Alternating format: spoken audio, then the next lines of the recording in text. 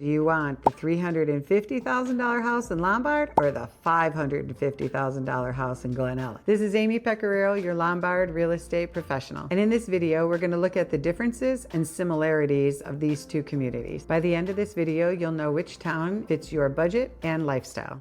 First, we're going to start with location and commute. So Lombard and Glen Ellyn, they actually are on the same train line. Glen Ellyn's just west of Lombard. They both have North Avenue and Roosevelt Road coming through. Lombard's just a hair closer to the city than Glen Ellyn. Glen Ellyn is a little bit older, very desirable downtown area. Lombard's is cute too. It's just that Lombard's newer. Lombard put a lot of their emphasis on Yorktown Mall in the years past. And now over the last, say, 10 or so years, they've put a little bit more emphasis into the downtown area, where Glen Ellyn has only had a downtown area to focus on. So their downtown has always been very desirable. Lombard has restaurants, some newer restaurants, and it's very cute and quaint, but there's not a lot of shopping in downtown Lombard, where Glen Ellyn has restaurants, bars, and shopping. It's just a different feel. There's also a lot more multifamily in downtown Glen Ellyn, and Lombard's adding to it, just a smaller downtown. We go from Main Street basically to Elizabeth, and that's our downtown section. Where Glen Ellyn, they run on Pennsylvania and Crescent. It's a bigger area and it runs up and down Park in Maine. Lombard has much more downtown space. They closed down South Park in between Punky's and Shannon's Deli, and so that's now there's a lot of extra outdoor seating. Each town has its own unique spots. Where Lombard, we have the most local Park District land, open space, but Glen Ellyn does offer Arboretum Park and the Arboretum, and they've got nice dog parks. There's forest preserve land. They're both just different.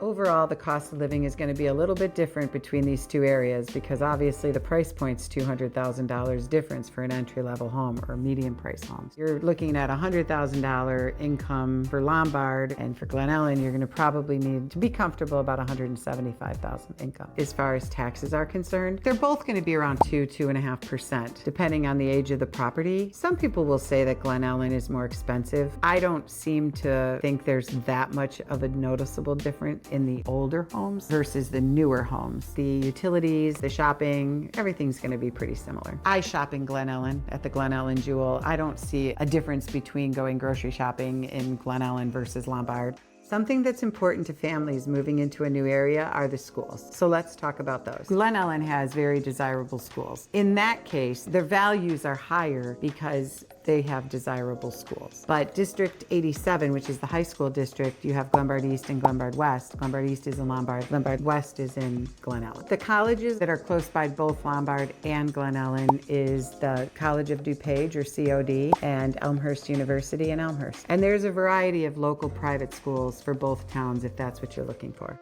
Let's go to the final section, which are home prices. So Lombard's average price, as we talked, is about $350,000. Glen Ellyn starts around $550,000. Both have higher end homes. Glen Ellyn more so than Lombard. We've got some older, more historic. Lombard, though, in the last couple of years, their pricing has jumped dramatically with some of their new construction. I think the market for both Lombard and Glen Ellyn looks very similar as far as they both have a tremendous lack of inventory. So it's going to be a seller's market, in my opinion, throughout the rest of 2025. I don't know that there's actually a competition between Lombard and Glen Ellyn. There are some buyers that go into Glen Ellyn and then decide to buy in Lombard because it's a little more affordable. Average days on market is probably 3 to 10. Things have not been sitting around right now. Now, if a house is overpriced, then definitely it's going to sit on the market. If a house is priced correctly, it's under contract within a week or two. So whether you're drawn to Lombard or Glen Ellyn, both offer unique advantages for Chicago lifestyle living. The best choice comes down to your lifestyle priorities. If you have any questions, reach out. I'm here to help.